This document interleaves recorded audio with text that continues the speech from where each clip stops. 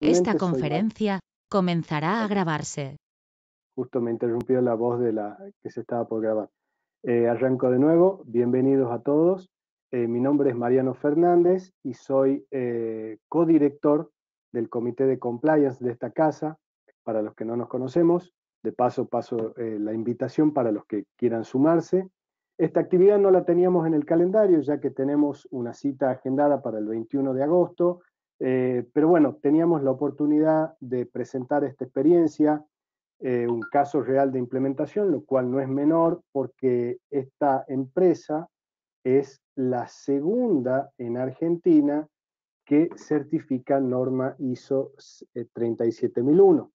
La norma ISO 37001 es una norma del sistema de gestión antisobornos y como ustedes saben, y gran parte de las actividades de compliance hoy en día tienen que ver con la prevención de la corrupción, nos pareció muy atinado poder mostrar este caso real y mostrar las diferencias y los paralelismos con lo que sea la gestión de la ley, ¿no?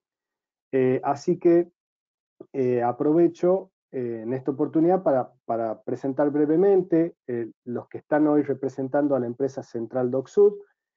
Son Natalia, ella después va a hacer su presentación, Natalia, gerente de recursos humanos, Verónica, gerente de administración, Mariana, que es la asesora legal, y Alejandro, responsable de lo que es el sistema de información y control de resultados de la organización.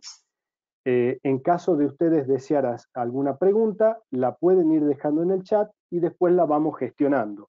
La idea, más que nada, como nos habíamos organizado con las personas de la organización, era que hagamos aproximadamente una hora de exposición y la otra media hora podríamos discutir y hacer las preguntas. Pero si en el medio van surgiendo algunas preguntas y vemos que es atinado, lo podemos hacer. También un detalle importante que me gustaría mencionar dentro de este contexto es que ustedes recordarán, este comité ha sido creado por nuestro colega Pablo García, que desafortunadamente falleció el viernes de la semana pasada. Así que, bueno, para todos los que lo conocieron y un colega también, por supuesto, del instituto y de nuestra comisión muy querido. Así que un poquito en honor para Pablo, que siempre le gustaron mucho estas actividades y nos colaboró, así que no quería dejar de mencionar su nombre en esta actividad, ¿no? Así que bueno, ahora te paso la palabra, Natalia. Bienvenida y muchas gracias. Bueno, Mariano, muchas gracias. A ver, díganme si ahí se ve bien la presentación. Sí, sí la puedo ver. Bueno, óptimo. Gracias a todos. Qué buena convocatoria. La verdad para nosotros es un orgullo contar nuestra humilde experiencia, más con gente tan del ámbito, así que siéntanse libres de hacer las preguntas que consideren necesarias. La idea es contar el recorrido que tuvimos nosotros y compartirles un poquito la experiencia. Están también presentes Ale Taqueda, que además de ser responsable del control de resultados y de combustible, es de la operación, es del equipo de la planta y que es quien gestiona la norma de calidad 9001 y es miembro del SIG, del equipo asesor del SIG. Verónica Valeto, que es gerente de Administración y Finanzas, entró a DocSud en el mes de noviembre, yo entré en el mes de septiembre, yo gestiono recursos humanos, servicios generales y además soy la Compliance Officer, y contamos con la presencia de Mariana Marine, que es nuestra asesora legal. ¿Sí? Seguramente los chicos van a ir haciendo comentarios o agregando algún datito que yo me vaya olvidando. Les cuento un poco de nuestra empresa rápidamente, pero para entender cómo es el negocio, porque es muy peculiar, ¿sí? ¿Qué hacemos? Hacemos energía, hacemos luz, como dice mi hijo, el más grande, el de 7 años. ¿Y cómo se hace la energía? Alejandro, no me corrijas, pero sin rigor técnico, en líneas muy generales, a través del gas o del gasoil, que son nuestros combustibles, en nuestras turbinas, estos combustibles generan energía que después es transmitida y llega a las distribuidoras, muy rudimentariamente explicado. ¿Quiénes son las distribuidoras? Edesur, Edenor, los que todos conocemos, que son quienes después hacen que la energía llegue a los hogares y a los grandes usuarios.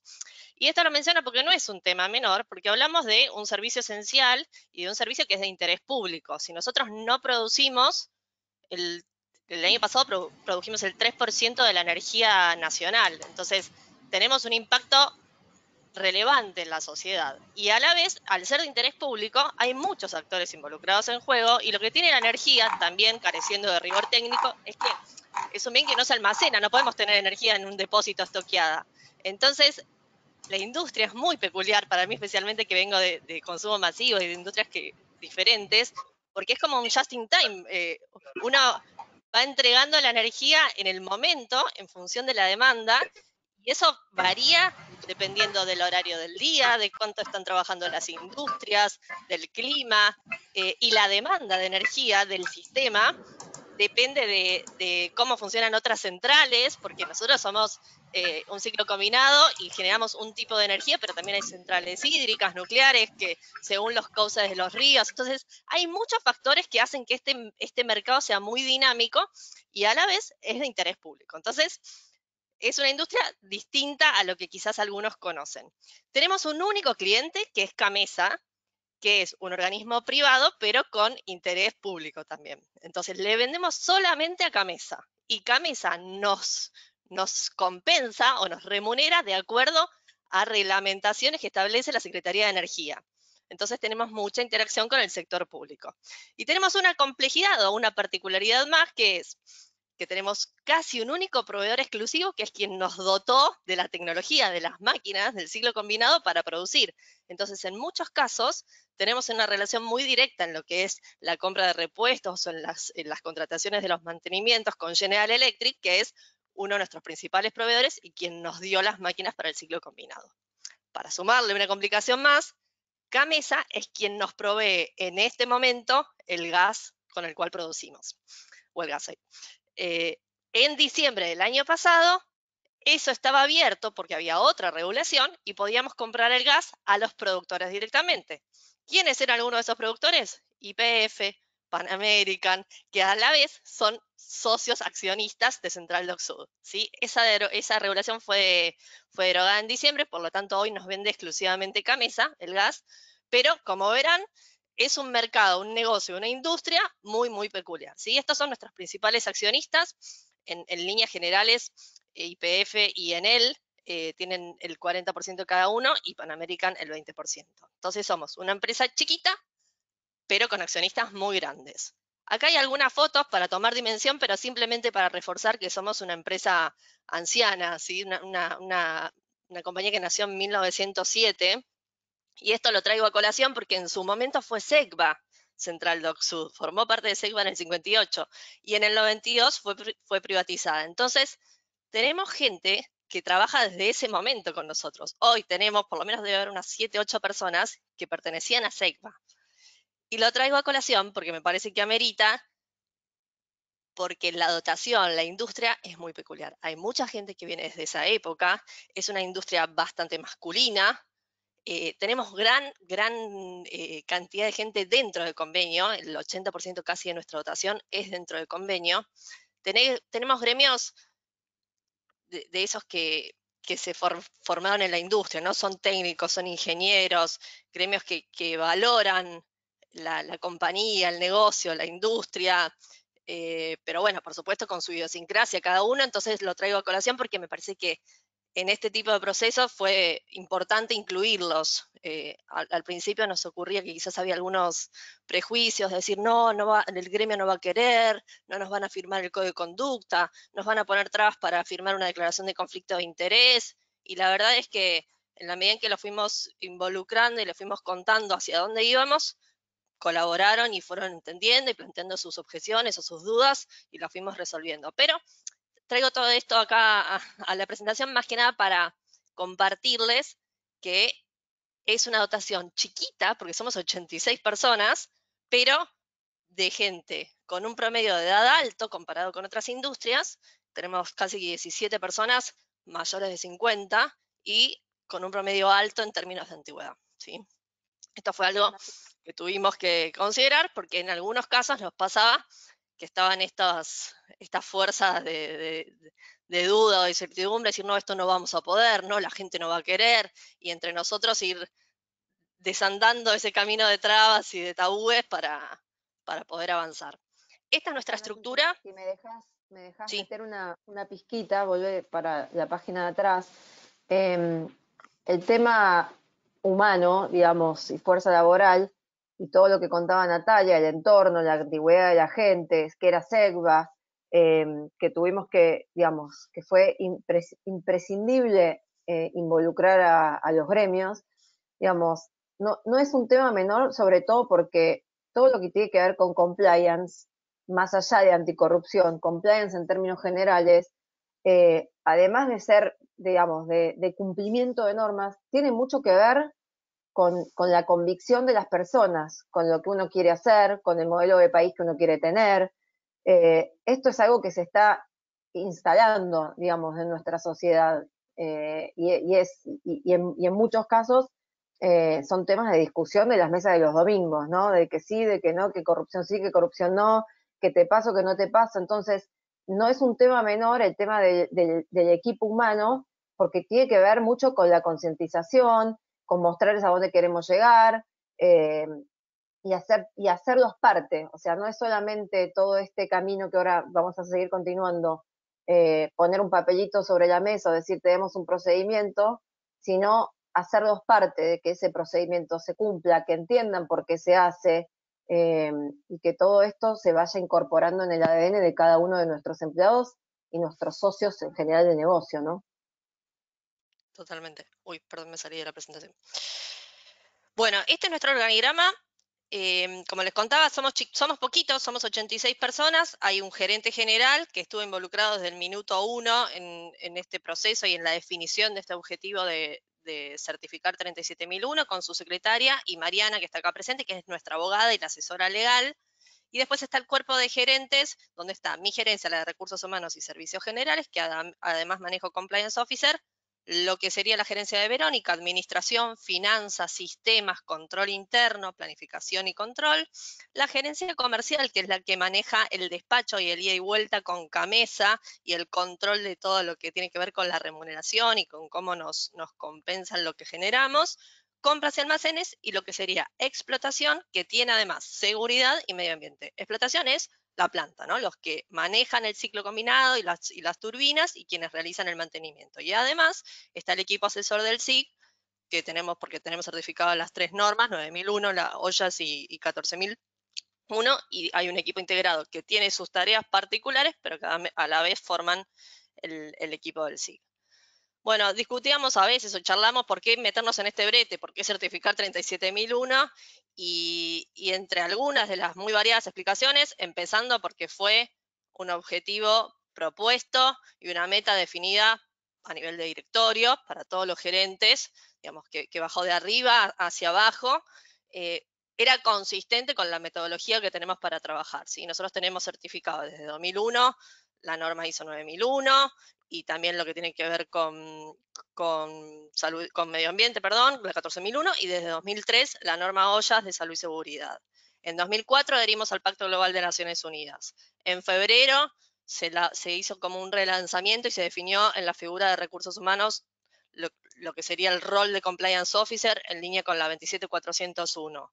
Y la verdad que nos parecía que era una manera de integrarnos al sistema integrado de gestión, de seguir continuando con esta metodología que teníamos de trabajar con base en normas ISO, porque para nosotros, de alguna manera, es la forma de introducirlo en el día a día del negocio, ¿no? Te dan un método, este tipo de normas, que te permite, a través de la mejora continua, desarrollar un sistema y darle continuidad en el largo plazo, dentro del día a día del negocio y con mucho foco en lo que es la disciplina y en el mantenimiento, pero no era algo puesto, ¿no? Algo que nos venía impuesto desde afuera, sino que se integraba en nuestra metodología de trabajo que funciona muy bien hace mucho tiempo.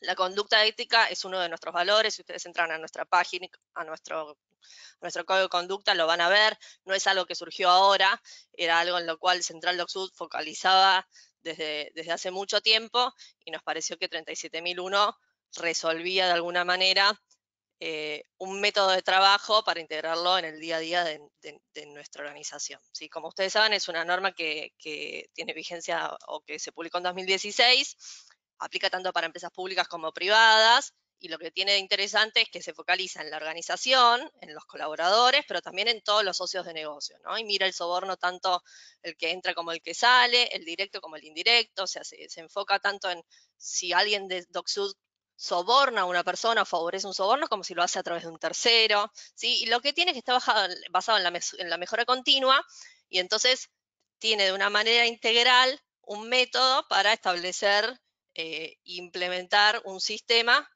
que se pueda sostener en el tiempo, ¿sí?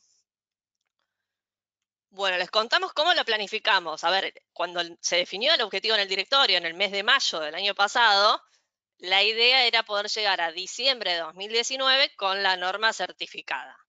Al momento de salir a hacer las cotizaciones y de hablar con los distintos consultoras y entes certificadores que nos podían colaborar, nos dimos cuenta que no iba a ser posible porque en una primer certificación lo que se requiere es que exista tanto un Stage 1 como un Stage 2. El Stage 1 lo que mira es la estructura, ¿no? Que esté la estructura bien diseñada y el documental bien construido, que uno cumpla con todo lo que la norma te pide. Y el Stage 2 te mida el rodaje de eso. Y nosotros la verdad es que como comenzamos en junio del 2019, era imposible llegar a diciembre de 2019 con un rodaje como para mostrar evidencias, registros. Entonces, lo que terminamos haciendo fue en diciembre el Stage 1, que ahora se los cuento un poquito más en detalle, fue una auditoría de 2 días, donde se veía netamente la parte de estructura y documental, y apuntando a hacer luego en este 2020 el Stage 2. En el medio nos pasó la vida, como a muchos, tuvimos en diciembre el cambio de gobierno y de regulación, que no es algo menor para nosotros, o sea, literalmente nos cambió la forma en la que nos compensaban la energía que generamos y nos cambió el negocio. En el medio llegó el coronavirus, éramos una empresa netamente de papel, tuvimos que comprar computadoras, hoy tenemos la mitad de la gente en planta y la mitad de la gente trabajando en teletrabajo, y fue un desafío porque al momento de plantear una auditoría y este Stage 2 de manera remota, teníamos que tener toda la información disponible para mostrar. Entonces, nos implicó bastante esfuerzo y en un tiempo corto, así que fue desafiante, pero bueno, nos ayudó a crecer. Y para sumarle alguna complicación más, teníamos en marzo un mantenimiento chiquito de 2 semanas, que era hacer una inspección en una turbina, que lamentablemente cuando hicimos esa inspección se encontró una falla muy grave y ese mantenimiento de 2 semanas se convirtió en un mantenimiento de 4 meses, que terminó hace una semana o 2. Tuvimos que traer gente de afuera con la pandemia, con las fronteras cerradas de varias partes del mundo, a la gente de la operación de mantenimiento, sacarlos, ponerlos 100% enfocados en este mantenimiento, con una carga horaria muy fuerte y quitándole el foco a este Stage 2. La verdad es que habíamos pensado llegar muy cómodos al Stage 2 y fue más desafiante de lo que esperábamos. Acá les contamos un poquito más en detalle. No hicimos solos este trabajo, sí, hemos contratado consultoría y apoyo de varios expertos. Más allá del ente certificador, contratamos una consultora que nos ayudó en todo el proceso del mapeo de riesgos y la definición de lo que fue precisamente la matriz de riesgo. Fue un trabajo de 6 meses con ellos, hicimos 2 talleres con todos los colaboradores que querían participar, entrevistas a las líneas gerenciales, encuestas anónimas donde la gente podía volcar los riesgos a los que consideraban que la compañía estaba expuesto. Fue un trabajo muy interesante y además contamos con una consultoría más boutique, más pequeñita, pero que semanalmente o cuando menos quincenalmente nos reuníamos con 2 consultores para ir construyendo el documental y viendo cómo implementábamos el rodaje del sistema, ¿sí? Este calendario que está en el centro es lo que fue la auditoría, el Stage 2, ¿sí? Que le hicimos ahora en junio. 100% virtual, nos auditaron 4 personas, 2 de Brasil y 2 argentinos. También muy desafiante, dedicarse 100% 2 días enteros, coordinar la agenda, estar disponibles, tener a la gente y que por otro lado fuera espontánea, ¿no? Porque quizás en el momento nos decían, bueno, en 1 hora o 2 queremos ver a estas personas. Fue interesante y un desafío extra. Y bueno, en este Stage 2, en total fueron entonces 4 auditores y lo que vieron y en donde se enfocaron fue más bien en el rodaje del sistema, en los registros, bueno, ok, en el Stage 1 vimos, por ejemplo, la política de obsequios y agasajos que estaba en línea con lo que nos pide 37001. Bueno, ¿cómo se ha gestionado en este tiempo? A ver los registros, a ver el tratamiento de mejoras, fue como mostrar la evidencia de cómo el sistema estaba funcionando. Acá les dejamos la fotito de quienes estuvimos, pero más que nada para hacer referencia a que, bueno, el gerente general estuvo involucrado 100% el primer día, el segundo día, en las aperturas, en los cierres, y lo mismo el directorio. Y hago mención a esto porque es fundamental, nos parece. Los directores recibieron 2 informes de revisión, hemos hecho cuando menos una presentación por mes o por bimestre, para ser exacta, en directorio contando estatus de 37001 desde el principio, y en ese sentido nos parece que ha sido una de las fortalezas de esta implementación, contar con el apoyo de gerencia general y de directorio, porque también son cosas que si no cascadean de arriba hacia abajo y que no se nota el convencimiento en la cúpula y el apoyo, ¿no? En términos de recursos, son difíciles de implementar. Como les contaba antes, nosotros ya teníamos en CDS sistemas de gestión, ¿sí? Estaba el equipo del SIC, que es toda la partecita verde de este gráfico, donde están las 3 normas, las de salud, medio ambiente y calidad, que ya vienen funcionando de una manera súper aceitada hace un montón de tiempo. Y llegamos nosotros, que no veníamos con experiencia en lo que era sistemas de gestión propiamente dicho. Entonces, a la vez teníamos que combinarlo con lo que era 27401, ¿sí? ¿Por qué? Porque 37001 se enfoca netamente en soborno. O sea, habla, si bien la metodología coincide con las recomendaciones de la Oficina Anticorrupción para programas de integridad y tiene un montón de cuestiones en común con todos los sistemas de gestión, 37001 es soborno solamente. Y nosotros nos encontramos con que en 2018 ya se había empezado hablar de ética, hablar de compliance, se había definido el rol del compliance officer en la persona de recursos humanos y de servicios generales. Entonces lo que terminamos definiendo fue integrar el sistema de gestión antisoborno, que es exclusivamente de 37001, a lo que llamamos el sistema compliance, donde además están todo el resto de las normas, procedimientos o prácticas que vamos desarrollando relacionadas con compliance. Y en ese orden, las cosas a veces se solapan, se pisan. Nos pasó, por ejemplo, cuando hicimos la matriz de riesgo. No tenía sentido hacer una matriz de riesgo, o nos pareció que no tenía sentido, netamente enfocada en soborno, para cumplir lo que nos pedía 37001, sino que la hicimos mucho más amplia. Nos enfocamos en todos los delitos de la 27401.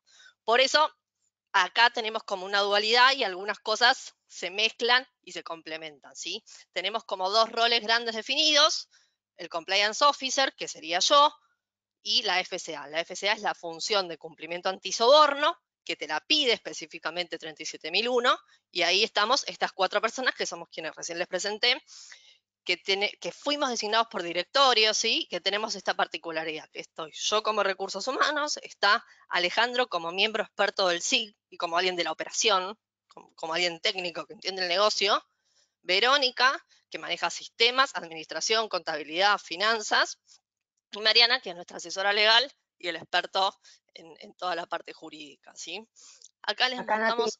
Nati, ¿sí? perdón, que un tema que por ahí amerita para aquellos que tengan en mente por ahí certificar y tengan alguna estructura similar, esto que contaba Natalia del sistema de compliance y la función de cumplimiento antisoborno y la certificación en la ISO, para la certificación de la ISO, los auditores son como muy estrictos en que en todos los documentos se mencione antisoborno o soborno. Entonces, hubo que readaptar un montón de documentos que para nosotros eran integradores, que decía compliance, pero que no veían con claridad que dijera soborno. Entonces, es importante, me pareció importante comentarlo porque si alguno lo tiene en mente, considerar este detalle que no es menor al momento de certificar. O sea, si bien compliance es mucho más integrador, para la parte de ISO 37001, ellos quieren como específicamente que en todos los documentos mencione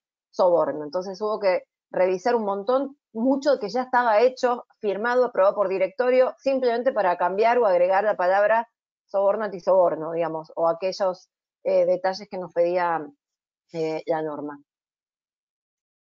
Sí, incluso cuando ustedes certifican una norma ISO, siempre se pide que uno delimite el alcance. Bueno, teníamos que tener específicamente determinado el alcance del sistema de gestión antisoborno. En el Stage 1 lo habíamos definido para el sistema compliance, y una de las recomendaciones que nos hicieron en el Stage 1 fue, no, tiene que decir específicamente sistema de gestión antisoborno, porque eso es lo que certifica la norma. La norma no certifica todos los delitos, sino simplemente que el sistema de gestión antisoborno esté funcionando adecuadamente.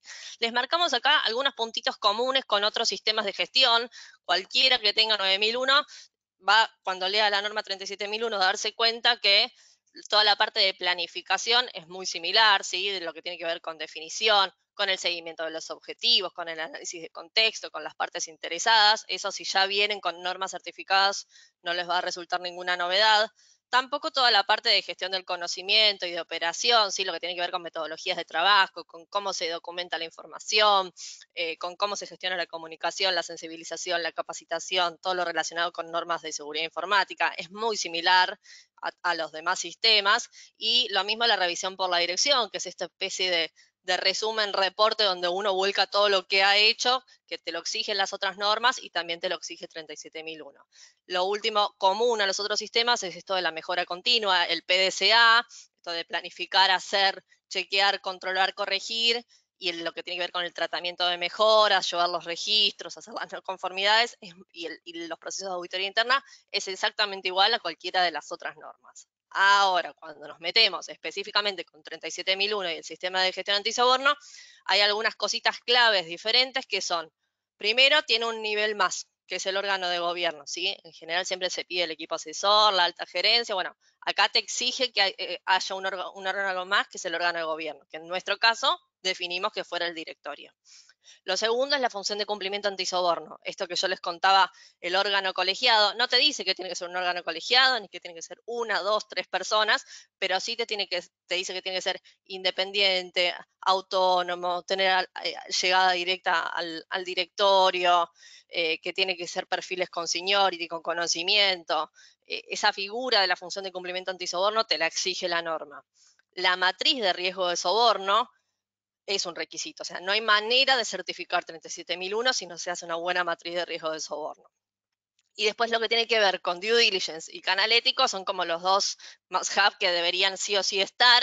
Ahora lo desarrollamos un poco más, pero lo que es el due diligence, tanto interna para colaboradores como para proveedores y socios de negocio, es fundamental. No se puede avanzar si uno no hace la detección de los conflictos y las acciones de mitigación. Y lo mismo con el canal ético. Es un requisito tener un canal para recepción, análisis y tratamiento de las denuncias.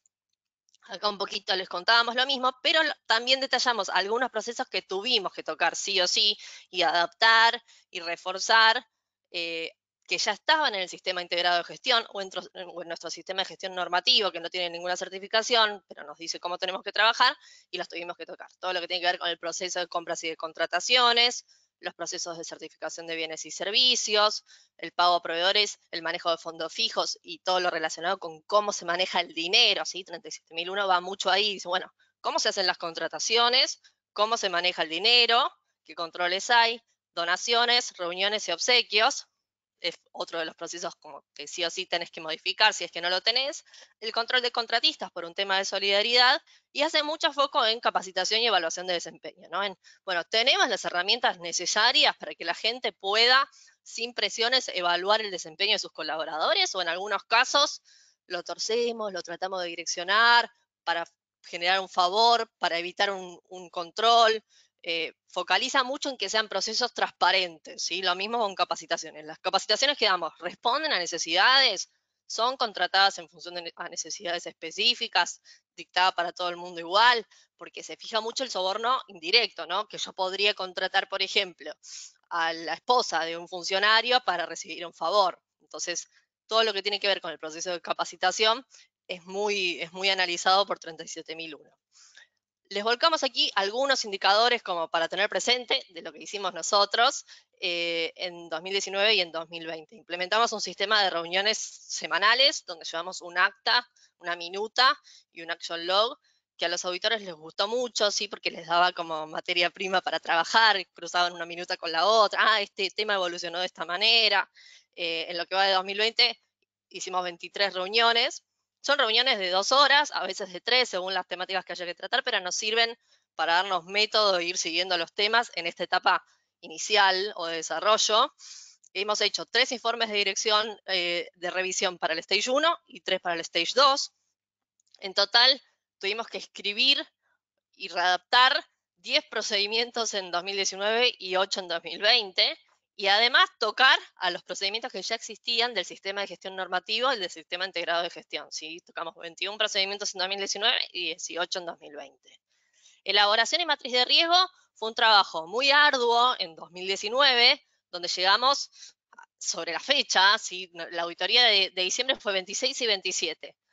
Una semana o 2 antes tuvimos la matriz perfecta como nos gustaba y con todo el análisis hecho de las medidas mitigantes y el riesgo residual, y el trabajo fuerte lo hicimos en 2020 de actualización, ¿sí? Porque como les contaba, nos cambió el gobierno, nos cambió la regulación, nos llegó el coronavirus, nos llegó este forzado que tuvimos 4 meses de gente de otros países trabajando, y esto fue modificando la matriz de riesgo, el contexto, las partes interesadas, y a la vez fuimos implementando procesos o poniendo a rodar estos procedimientos que fuimos escribiendo, entonces algunos riesgos se fueron mitigando. Pero lo que se hizo muy fuerte en 2020 fue esto de decir, bueno, con esta matriz, como estamos hoy, y desarrollamos 6 versiones nuevas de la matriz donde los riesgos fueron cambiando en función del contexto y en función del devenir de los procesos.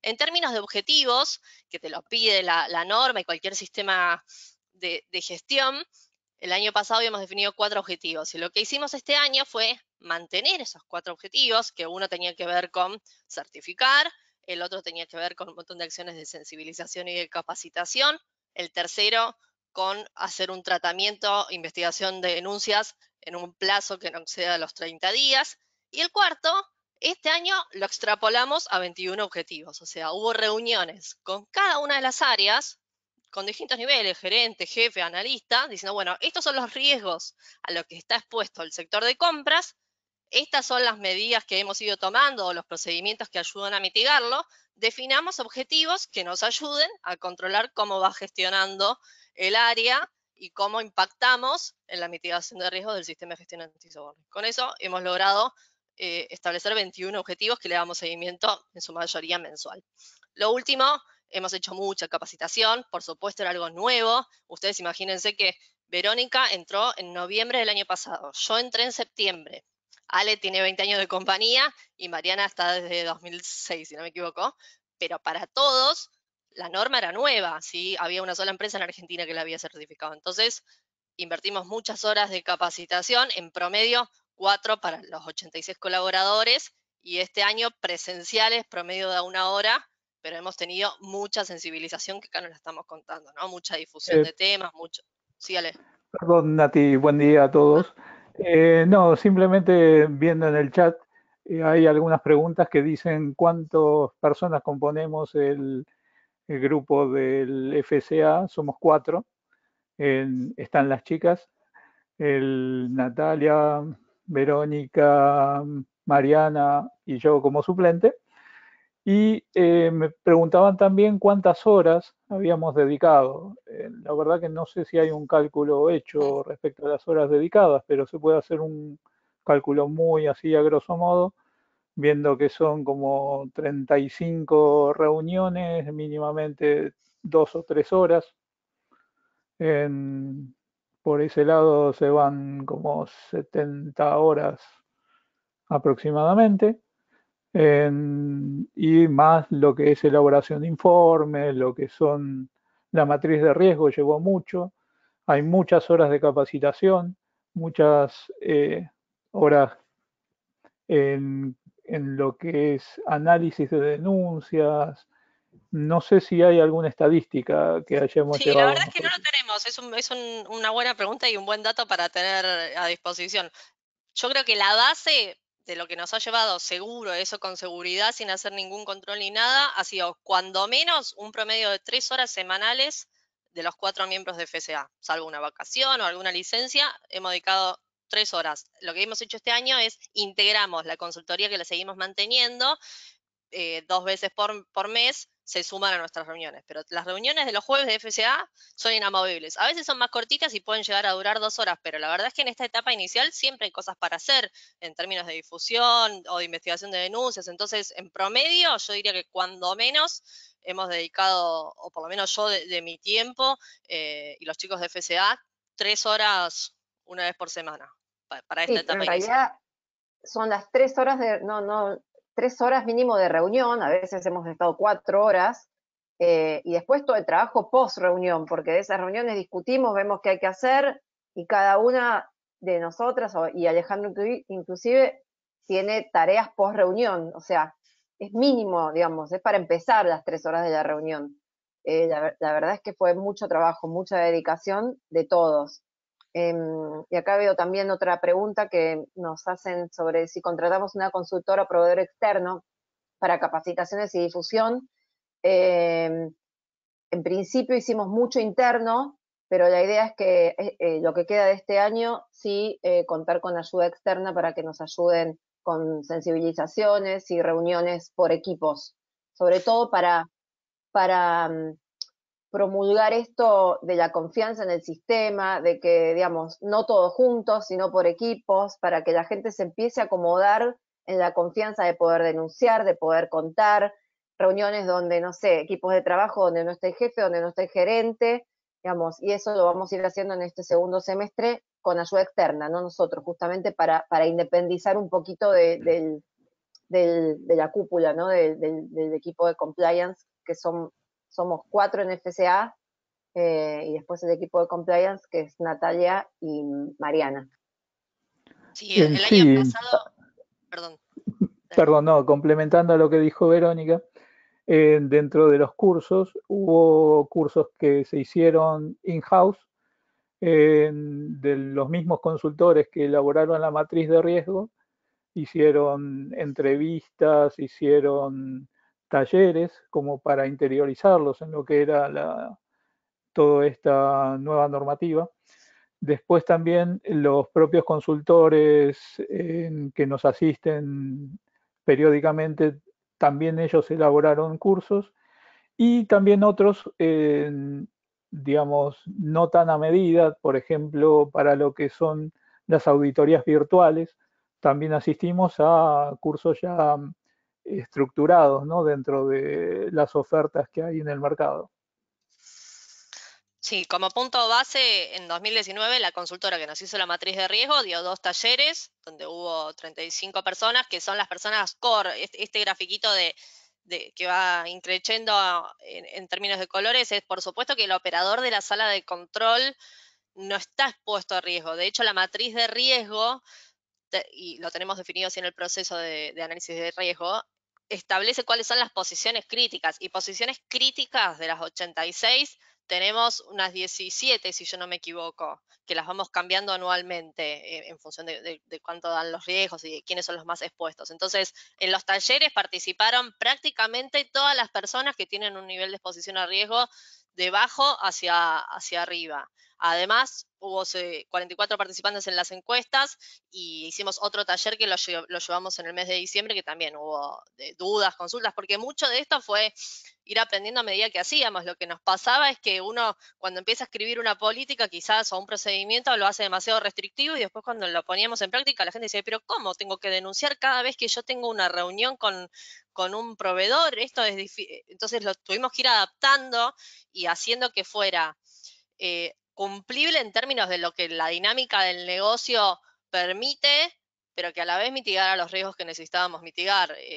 Tuvimos todo un proceso de adaptación. Entonces, en diciembre, antes del Stage 1, hicimos un taller con la otra consultora para precisamente hacer una revisión de todo lo que se había definido nuevo, porque fue mucho contenido nuevo. A ver, si bien el espíritu era exactamente lo mismo que teníamos en nuestro código de conducta y que ya se venía manejando y lo que ya se había trabajado en 2018 en términos de 27401, fue mucho contenido en pocos meses. Entonces, en diciembre hicimos otro taller y después llenamos a la gente de comunicaciones. Prácticamente sacamos una comunicación cada 15 días y hicimos mucha reunión. Al ser poquitos, por un lado tenemos la desventaja de que uno pone mucho el cuerpo, esto que decía Vero, no es que uno sale de la reunión, Mariana es la asesora legal y es sola ella, pobre, no es que tiene un equipo que le pueda colaborar, entonces mucho lo hacemos nosotros, lo hace el gerente, lo hace el responsable, pero también te permite reunirte con la gente y en estos análisis que hicimos de la matriz de riesgo durante todo 2020,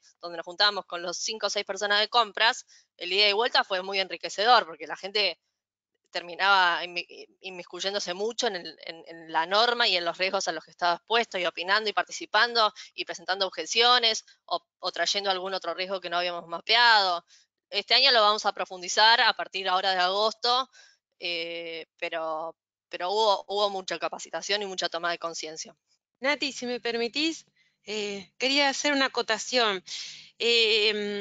A mí, o sea, como bien dijeron ya, Nati lo comenta, esto, si bien empieza con el antisoborno, ya era anterior, con la figura del compliance officer, con la 27.401, habíamos hecho algunos talleres también, es decir, es algo que ya viene, si bien muy, digamos, impulsado por la 37.001, nosotros habíamos empezado con la 27.401 a hacer pequeños talleres con la gente, porque empezamos a crear todo este programa de integridad para que la empresa, digamos, empiece a tener normas éticas.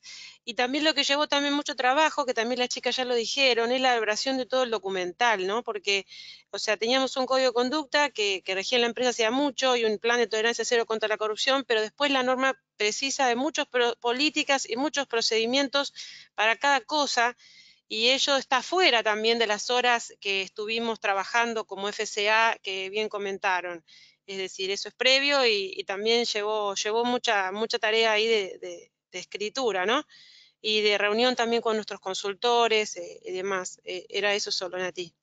Sí, no les vamos a mentir, fue mucho trabajo, pero bueno, también lo hemos podido hacer en una empresa chica y en un contexto muy difícil porque nadie lo llegó a decir en este 2020, pero en un momento dijimos, ¿qué va a pasar? Porque entre el Stage 2 y el 1 no pueden pasar más de 6 meses. Entonces, o lo dejábamos en stand-by y volvíamos al Stage 1, o seguíamos. Y con todo el coronavirus, el distanciamiento, el teletrabajo, la gente enfocada 100% en la reparación 12 horas por día, fue desafiante, fue mucho trabajo.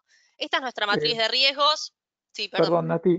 No, ahí están preguntando con respecto al due diligence interno, ¿cómo lo manejamos? Ya se los cuento. Les hago un repaso rápido de la matriz y después si quieren la profundizamos. Esta es la matriz de riesgos, tenemos 27 riesgos, la hizo una de estas consultoras. Lo importante, y un poco en línea con lo que sugiere la Oficina Anticorrupción para Programas de Integridad, cada riesgo está analizado en función de la probabilidad y del impacto. Y con esos dos factores se elabora un score, teniendo en cuenta que el impacto crece de una manera más exponencial que la probabilidad. Y nos han quedado todos los riesgos tipificados con cada una de estas hipótesis. Y es lo que les decía antes, que la hicimos no solo para sobornos, sino también para todos los demás delitos, porque era un solo mapeo y muchos se pisaban entre sí. Entonces, engloba tanto lo que tiene que ver con soborno, como lo que tiene que ver con conflicto de interés, con fraude, y a la vez con el incumplimiento de las políticas y normas de las compañías, ¿sí? Lo que nosotros llamamos conductas inapropiadas. Nati, si me permitís, que estaban ahí preguntando, y engloba toda la organización, es decir, es toda Central Docsud la que certificamos, es todo el proceso. Sí, todo el proceso, todas las operaciones, todo tipo todas las áreas. Todas las áreas, la planta entera, digamos, el negocio completo. Pero bueno, los 27 riesgos en su gran mayoría están muy relacionados con todo lo que tiene que ver con la parte de medio ambiente, de legales, de recursos humanos, ¿no? Se enfoca mucho en lo que es el contacto con los funcionarios públicos, las tramitaciones de habilitaciones, permisos, lo que sería llevar las causas judiciales, mucho con la relación con los gremios, con el sindicato, si la gente que entra es la adecuada, si tiene las capacidades que necesitamos, lo relacionado con capacitación y mucho también compras. Y después todo lo que tiene que ver con el manejo de efectivo y cómo se controla el manejo de efectivo en la organización, ¿sí? Más obsequios y agasajos. Pero bueno, este slide se los pusimos nada más para mostrar que de esa matriz que tuvimos en 2019, donde estaban estos 27 riesgos, en la medida en que fuimos trabajando con cada una de las áreas y haciendo las revisiones, fueron cambiando los scores y logramos bajar algunos, otros subieron, fue cambiando el contexto, pero la matriz es algo dinámico, ¿no? Algo que fuimos modificando a medida que fue avanzando el negocio, el contexto y los procedimientos que íbamos implantando. Lo que sí fue fundamental es esto de definir los objetivos por área, nos ayudó a empezar a medir cómo las áreas se involucraban y gestionaban e impactaban en el día a día de los riesgos. Aquí está lo de due diligence que recién preguntaban. Muy resumidamente, ahora si quieren profundizamos, pero cualquier cosa me dicen, due diligence tiene 3 partes, podríamos decir. Lo que son socios de negocio, recuerden que somos una empresa chiquita, pero con 3 accionistas muy grandes. Y que a la vez, hoy no, pero en su momento, hasta diciembre, nos proveían productos, nos proveían gas. Entonces, una cosa tiene que ver con socios de negocio, a quienes por supuesto se les hace el due diligence, pero a la vez, y acá capaz Mariana me puede ayudar, nuestros estatutos y todos los documentos de organización de la sociedad tienen muy bien establecido cómo se manejan las contrataciones y las relaciones y las aprobaciones con cada uno de los socios. En el caso de que sea una compra, uno de los socios está establecido que tiene que ser aprobado por directorio, hay muchos controles. Lo segundo es el due diligence para proveedores, que fue un proceso que costó un montón implementar porque parece muy burocrático y porque al equipo de compras le implicaba bastante más carga laboral en una etapa inicial. Nosotros hoy no ingresa ningún proveedor nuevo si no se le hace el due diligence previamente. Por supuesto, le fuimos definiendo límites, ¿no? Porque no son todos los proveedores iguales. Y hacemos una evaluación anual de proveedores y en ocasión de esa evaluación anual de proveedores les hemos pedido a todos los proveedores que convaliden y se notifiquen y firmen nuestros códigos de conducta y el plan de tolerancia cero con la corrupción y la política antisoborno, ¿sí? Y además firman una declaración jurada donde informan quiénes son sus socios, sus accionistas, si han tenido juicios o conflictos legales, si tienen normas éticas, y nos han ido pasando cosas y las vamos resolviendo. Nos ha pasado que alguna compañía muy grande te dice, no, yo no quiero firmar tu código de conducta. Bueno, ok, hagamos una cláusula espejo, yo te notifico la mía, vos me notificás la tuya, firmamos que ambos estamos en conocimiento. El due diligence fue uno de los procesos que más nos costó. Para asegurarnos aparte de hacerlo previo a la contratación. La norma va muy ahí, a que vos no contrates a nadie sin hacerlo previamente. Y ahí las acciones pueden ser o lo controlo, o lo desvinculo, o no continúo con ese proveedor, o lo mitigo, ¿sí? Y lo mismo con los empleados.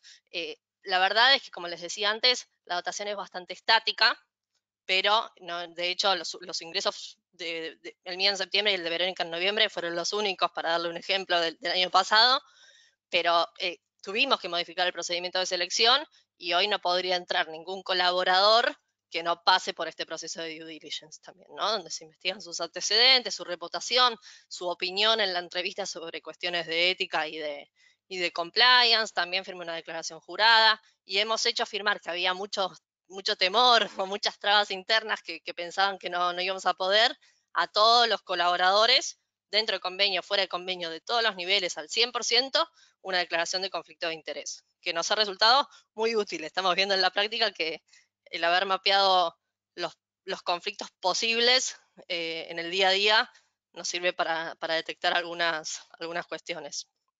No sé si eso responde a la pregunta, cualquier cosa lo profundizamos ahora. Creo que con esto ya casi terminamos. El canal ético tuvimos que desarrollarlo, ¿sí? Y difundirlo, y todavía estamos. Creo que ahí es donde tenemos las mayores oportunidades para ganar, esto de concientizar y de que la gente pueda sentir que si tiene una duda, una consulta, puede contactarse sin temor, y hemos desarrollado procedimientos de investigación que son muy minuciosos. Las investigaciones que hemos hecho nos han llevado mucho esfuerzo y ha sido enriquecedor, al menos en mi opinión, que la hagamos los 4 miembros de la FCA, ¿sí? Esto de tener la mirada del abogado, del de recursos humanos, del contador y de alguien del negocio que a la vez maneja calidad y sistema de gestión, siempre se nos ocurría algo nuevo. Los informes son muy detallados y llegan a nivel de alta gerencia y si es necesario, en el caso de que haya un incumplimiento, a nivel de directorio, y hay toda una política de protección al denunciante, ¿sí? Hacemos un seguimiento de todas las denuncias y consultas que llegan. Tenemos 2 registros diferentes. Uno de denuncias, donde registramos, aunque llegue una denuncia por error, de alguien que quiso denunciar en la comisaría un robo en la vía pública y se equivocó, lo denunciamos todo y le contestamos inmediatamente a todos los denunciantes. Siempre se le da una devolución al denunciante que no es anónimo, por supuesto, que dejó un canal de contacto, y todo lo que tiene que ver con consultas que llegan de empleados, de socios, de el equipo de compras, que ante una contratación te dicen, en la declaración jurada el proveedor dijo esto, que tiene vínculo con estos funcionarios públicos, analícenlo, registramos todo en 2 documentos y los que son los que vamos viendo semana a semana. Perdón, la línea ética, el canal ético, lo recibimos Mariana y yo, ¿sí? Porque recuerden que lo que tiene que ver específicamente con soborno lo maneja la función de cumplimiento antisoborno. Pero si fueran denuncias relacionadas con la violación de nuestro código de conducta o de cuestiones no específicamente enfocadas en soborno, las canalizamos Mariana y yo. En realidad las canalizo yo por tener el rol de compliance, pero siempre está Mariana involucrada y recibe para evitar cualquier tipo de sospecha de ocultamiento de denuncias y para que haya trazabilidad.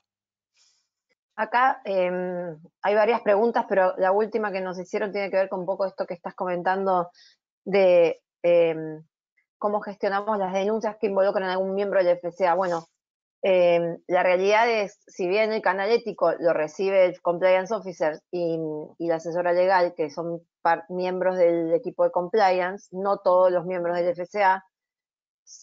De todas maneras, lo que nosotros hacemos siempre con la concientización, con el involucramiento, digamos, de la gente y de los jefes, es que justamente generar esa confianza para que los empleados puedan hacer las denuncias, más allá del canal ético, también en otras índoles. Por ejemplo, si alguien quisiera denunciar a Natalia, que es compliance officer y además miembro del FCA, que se sientan en la comodidad de poder ir a Mariana, al gerente general o a mí, sin necesidad de mandar un mail al canal ético, que lo va a ver Natalia, por ejemplo. O al revés, si me quieren denunciar a mí, que soy FCA pero no soy compliance, bueno, el canal ético yo no lo veo. Entonces, digamos, en la comunicación y en la concientización también queremos generar esa confianza para que puedan denunciar a cualquier empleado de la compañía por distintos medios. Sí, y en los procedimientos que están difundidos, nosotros tenemos como un SharePoint donde compartimos toda la información de los distintos sistemas de gestión, incluso el sistema de gestión normativo, y ahí están publicados los procedimientos, las políticas. Está específicamente establecido que en el caso de tener que denunciar, el canal adecuado es el gerente general, y está puesta su dirección como muy clarito para que el que pueda directamente pueda acceder. Igual somos, recuerden, 86 personas. El gerente general camina por la planta y los ve a todos, salvo a la gente de operaciones que quizás están más alejaditos en el ciclo combinado. El resto somos una empresa chiquita, somos 30 y pico, 40 que estamos todo el día en el mismo espacio físico. Y una cosa que no quería dejar de mencionar es que nuestros socios, nuestros accionistas son accionistas súper presentes, o sea, nuestro directorio se junta todos los meses, tenemos mucha interacción con los compliance y nos ayudan un montón. Es esto que lo bueno y lo malo de ser parte de empresas más grandes, ¿no? Digo, ante cualquier duda, levantamos el teléfono, ponemos un mail y contactamos a compliance de cualquiera de los accionistas y nos comparten sus políticas, hacemos un benchmark, una reunión, y lo mismo con el tema de denuncias, ¿no? No es que nos pasa a nosotros solos como FCA, en general hay mucha interacción y ese canal con los socios está muy abierto para, llegado el caso, hacer una denuncia también en los equipos de compliance de cada uno de los accionistas. Por supuesto lo estamos trabajando, ¿no? Es algo nuevo y ahí es donde sentimos que tenemos más gap para que la gente realmente pueda levantar los temas. Y de hecho nos está sirviendo para desmitificar algunas cosas, porque quizás ocurría que había mucho en una empresa chiquita, mucho dime y direte, ¿no? Mucho de, acá me parece, bueno, ahora no, mirá, no. Esta relación está blanqueada en este conflicto de interés, se analizó y no existe conflicto de interés, o sí, y está mitigado de esta manera. Nos sirvió para poner mucho blanco sobre negro y para empezar a tener conversaciones que antes quedaban por lo bajo, que ahora con este sistema se pueden gestionar, digamos. Le encontramos la manera de gestionarlo y de meterlo en el día a día del negocio. Con lo que nos falta aprender y hacer, seguramente hay un montón más por hacer, pero en líneas generales creemos que se integró al día a día. Termino con esto, errores y dificultades. Bueno, integración con el SIG no fue poca cosa cuando llegamos con 37.001 a los pobres chicos del SIG que ya estaban desde 2001 certificados y vinimos con esta norma y les empezamos a tocar y a querer cambiar y a modificar. En algunos procedimientos nos pudimos integrar, en otros armamos otros específicos para 37.001, pero bueno, fue al principio algo para aprender o un challenge importante, cómo nos integrábamos con estos sistemas que ya estaban funcionando. Después el expertise del equipo fue al principio una dificultad, porque imagínense que 2 de los 4 miembros teníamos 3 meses de compañía, 4 meses de compañía, y Mariana y Alejandro, que tenían mucha experiencia, no venían de trabajar con este tipo de normas tampoco, entonces aprender haciendo nos requirió un esfuerzo al principio, incredulidad y prejuicios, acá no, en Argentina, no, acá no se va a poder, no, acá el gremio no va a querer, no, la gente no va a entender nada. Batallar esos tabúes o esos prejuicios al principio existió, y bueno, las trabas del contexto, todo esto del coronavirus, del distanciamiento, del cambio de regulación, más el mantenimiento que no teníamos previsto, fue al principio una dificultad que tuvimos que sortear.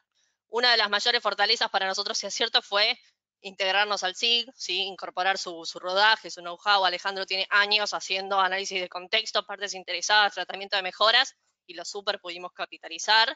Y después el compromiso de la alta gerencia y el apoyo de los socios, o sea, que el gerente general hable del tema, que los accionistas nos pregunten, que todo el mundo vea que era importante no solo para nosotros, sino que era algo que cascadeaba de arriba hacia abajo, fue fundamental.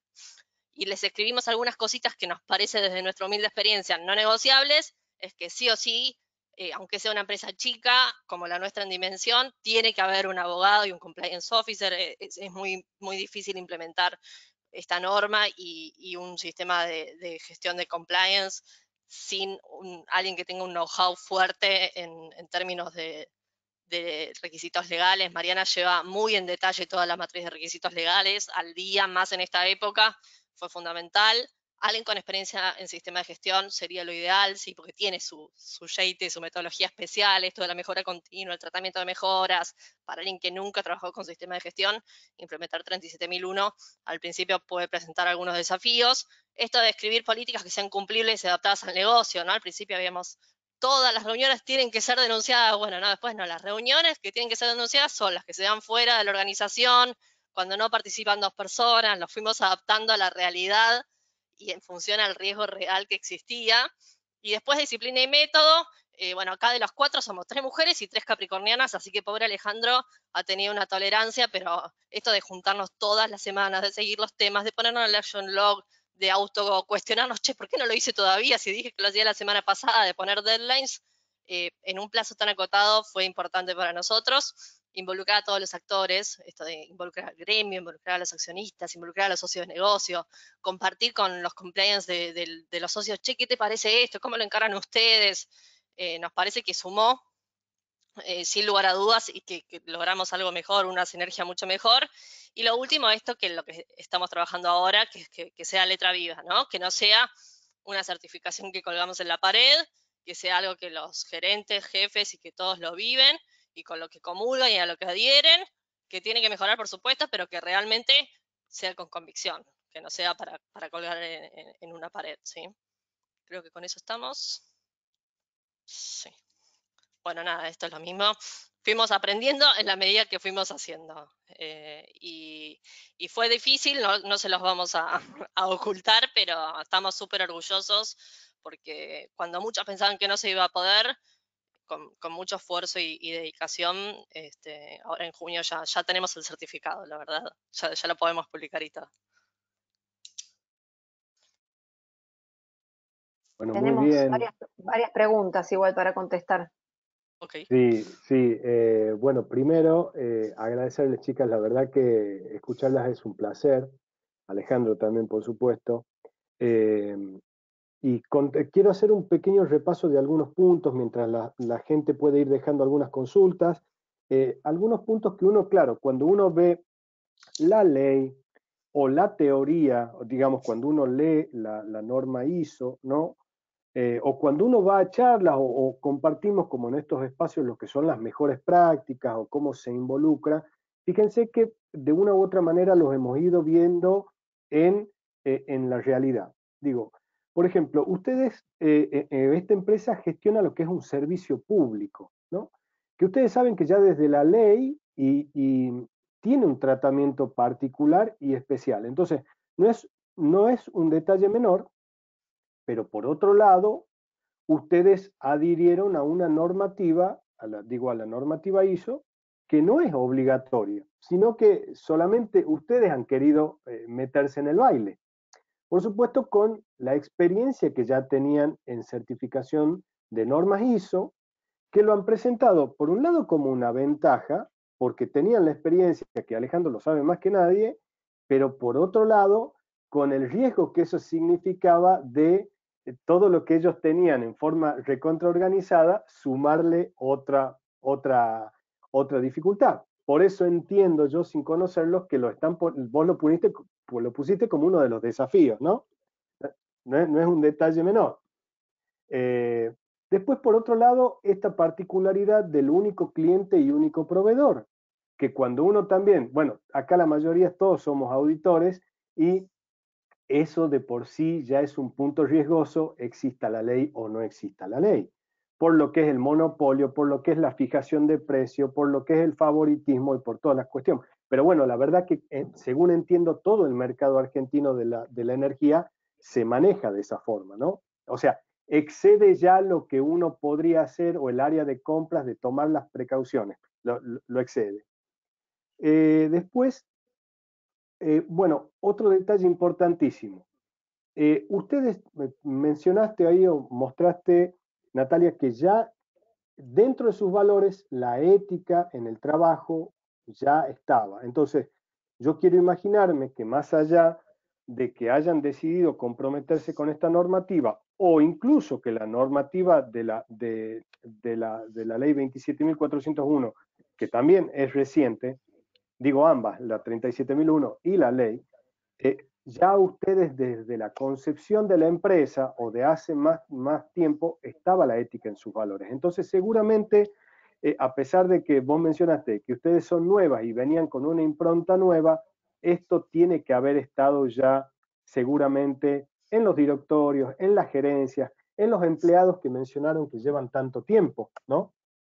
Más allá de que todos seamos reticentes cuando alguien viene con algo nuevo y quiere cambiarnos alguna práctica, no significa, o quiero creer yo, que ya era una empresa que se trabajaba con una conducta, hasta donde puedo imaginarme, ¿no? Mariano, si me permitís, ahí te quería agregar algo. Sí, Mariana. En realidad, vino impulsado también muy por los mismos socios, o sea, y esto se conversó mucho en el directorio previamente. Es decir, a veces cuando venía propuesto por un socio, digamos, algunas normas éticas, quizás los otros eran un poco reticentes, digamos, estaba muy propulsado el tema por Enel, que es el socio italiano, que ya tenía normas como la 27.401 en Italia, que eran más rigurosas y que ya estaban creando un modelo, digamos, de compliance y demás para empresas. Y después, con el correr del tiempo, con la 26.401, ya los otros dos socios importantes de DocSud se dieron cuenta de que era muy necesario y también tiene su gran área de compliance. Es decir, nosotros no les enseñamos nada, al contrario. El mismo directorio cambió su postura a querer, digamos, propulsar todo el tema. Porque ya era exigido por la ley no tener certificación, pero sí crear un programa de integridad y ya lo estaban teniendo en estas compañías tan grandes que tenemos como socios, ¿no? Entonces, de ahí, porque había una pregunta que decía, ¿por qué quisieron certificar? Bueno, porque realmente la situación nos fue llevando a una situación poco de algunos socios, no de descreimiento, sino de, bueno, ¿por qué? Si no obliga, tengo que hacerlo. Pero después todos juntos concluyeron en que era bueno, era algo que iba a ser enriquecedor para la compañía y que estaba siendo implementado también en otros socios, que cada socio tiene su rol de compliance muy definido y tiene muchísimas políticas. Entonces, fue algo productivo, o sea, y vino muy de la mano del directorio. Al principio no, pero después la cosa cambió. Esto fue lo que motivó también para, perdona que te interrumpiera, contestar esa pregunta, ¿no? Sí, también complementando. agregar un poquito que, digamos, lo que hizo es que este equipo hiciese, y al certificar también, es como fortalecer mucho el sistema documental, porque la realidad es que al menos desde el punto de vista de control interno y contable, los procesos existían, o sea, no es que era un descontrol. Había procesos, había procedimientos, había controles, doble firma, o sea, millones de cosas que nos sirvieron para también agilizar todo este proceso, digamos, para todo lo que contó Natalia. O sea, en un año o menos, porque se dispuso hace un año y se empezó a trabajar muy, muy, muy fuerte a partir de septiembre, digamos, eso facilitó que pudiéramos hacerlo en tan poco tiempo. O sea, ya existía un mecanismo de compliance trabajando en la empresa. Sí, complementando a lo que dijeron las chicas, tanto Verónica como Mariana, el interés particular de lo que es, en principio, uno de los socios y después se fue extendiendo al resto, es el tema de la responsabilidad social empresaria y lo que es el tema muy importante en este concepto, lo que es la gobernanza. Entonces, el tema de la ética, el compliance, se venía dando por ese lado y al participar dentro de lo que son en sociedades de bolsa, o sea, Enel creo a nivel mundial nos tiene a nosotros como parte de sus empresas agregadas. Entonces, el hecho de tener mismos principios, le daba a esta norma un valor agregado, ¿no? Por eso era el interés de que nosotros también certificáramos como parte del grupo Enel, o por lo menos una parte del grupo Enel, ¿no? Y ahora una pregunta quizá para los cuatro, porque cuando veíamos la participación societaria, claro, Pan American Energy y YPF tienen mayor stake y después está Enel. Y entiendo que esas dos otras empresas, las mayorías, las que son mayoritarias, no tienen una certificación, sino que es la minoritaria. Entonces, digo, ¿ustedes de todos modos lo han vivido como una imposición o como un empuje? Digamos, como una ayuda y un fomento. Perdón, Enel e YPF son las mayoritarias, con 40% cada una. Ajá. Y Pan American Energy tiene el 20% restante. Tenés razón. Perdón. El tema que en sus inicios era Endesa, pasó a ser Enel, pero eran los que en su momento tenían el know-how del negocio de generación de energía. En cambio, las otras, YPF y Pan American, el negocio neto es petrolero. Por eso es que en su momento la parte de explotación está regido más que nada por las directivas de Enel, ¿no? Enel es dueña de Sur, por supuesto que fue la primera certificada, así que sí, fue un claro empuje, pero la verdad es que tanto la gente de PAE como la gente de YPF estén o no certificados, el compromiso en los directorios, o sea, yo he ido a los directorios desde que entré prácticamente a todos, y el compromiso del presidente de directorio y de cada uno de los socios, hayan certificado o no, tenemos que hacerlo, porque hoy es algo nuevo, pero como era 9001 en un momento. Claro, o sea, siempre la verdad es que nos sentimos súper apoyados. Y además, como digamos, un apoyo, claro. Sí, pero a ver, digamos, aclarar que todos, digamos, quizás en el grupo N tienen algunas de sus empresas certificadas, no todas.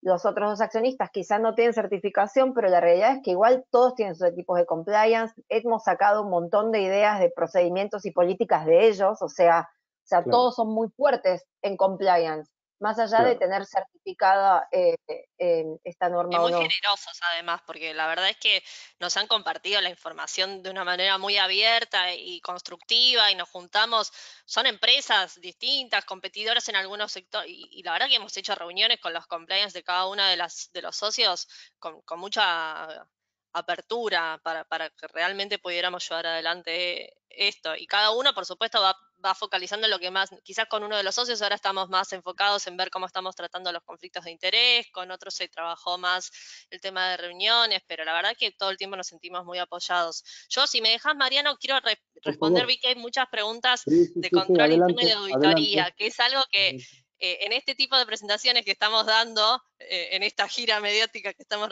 teniendo, nos preguntan mucho. La verdad es que sí, nos encantaría tener un sector de auditoría y a veces nos preguntan, ¿y por qué compliance officer está en recursos humanos? ¿O por qué no hay alguien independiente? La verdad que sería lo ideal, coincidimos, pero somos una empresa chica y el control interno son 2 personas y dependen de administración y no hay auditoría. Y si bien lo propondremos porque nos ayuda a sustentar esta metodología de trabajo, tenemos que tratar de seguir adelante con la estructura que tenemos hoy. Y bueno, por eso también un poco la FCA está dividida en varias personas o integrada por varias personas, porque son todas tareas que se nos sumaron a nuestras responsabilidades core. Yo además tengo que gestionar los recursos humanos y todos los procesos de manera integral, más todos los servicios generales. Verónica tiene sistemas, administración, finanzas, contabilidad, equipo de auditoría, planeamiento. No tenemos equipo de auditoría interno. Sí, y acá les hago la salvedad.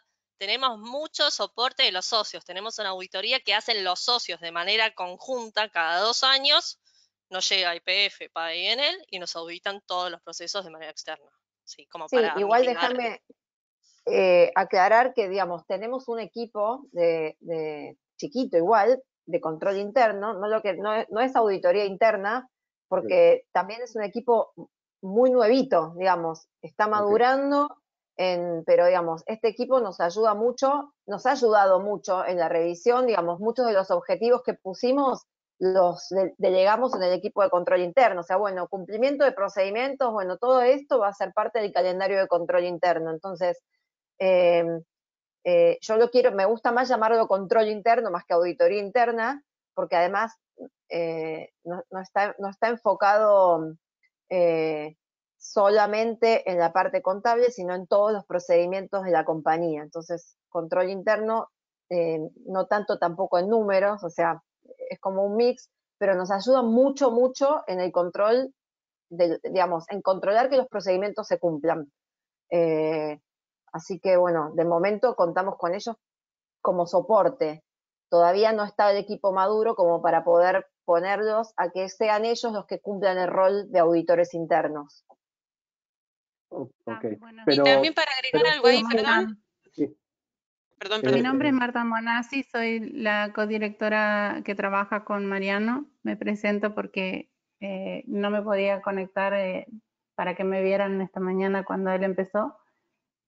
Pero, bueno, mi expertise es compliance y corporate governance desde hace mucho tiempo. Y sobre todo quería, antes de seguir con la rueda de preguntas, felicitarlas. Porque es muy difícil transformar una cultura no sistematizada en una certificación que en Argentina todavía no tiene mucho appeal, ¿no? Pareciera como que muchos directores piensan que no es una certificación que agregue valor a la compañía. Yo participé en el evento de certificación de Enel, que fue la primera, y ahí, digamos que quien pivoteaba compliance era auditoría interna. Por lo que entiendo desde lo que ustedes están explicando, que al tener la auditoría por parte de ellos una vez al año, ellos también están asegurándose que los controles internos de ustedes estén funcionando al menos en su mayor grado bien, ¿no es cierto? Por lo que la pregunta que los colegas, como muchos de nuestros colegas que participaron del evento son auditores internos, por eso le preguntaban, va un poco respondida por allí. Ustedes pertenecen a un gran sistema de governance con los socios que tienen y la conformación de la empresa va por ahí. Yo las quiero felicitar porque el haber implementado esta ISO en tan poquito tiempo realmente es un mérito impresionante. Yo me había anotado algunas preguntas mientras hablaban y quiero felicitarte, Natalia, porque respondiste sobre eso, que de haber incorporado en el proceso de selección la sensibilización o en el screening la percepción sobre anticorrupción o corrupción o bribery o soborno que pide la ISO, y que realmente cuando tuve que hacer un testeo en una compañía me dijeron desde recursos humanos, no, eso es imposible, ¿cómo le voy a preguntar a un candidato si sabe de soborno, qué significa soborno y si conoce la ley anticorrupción? En realidad no la tiene que saber de memoria, pero tiene que saber que existe, porque le pega a cualquier persona que vaya a ser un ejecutivo en una empresa o que vaya a tener un rol de decisión, ¿verdad? Sí, con mayor foco, Marta, lo pusimos en las posiciones de mayor exposición a riesgo, ¿no? Las posiciones Claro, que tienen alta exposición a los que riesgo, tienen que sí o liderar, sí tienen ¿no? que pasar por esa decla jurada.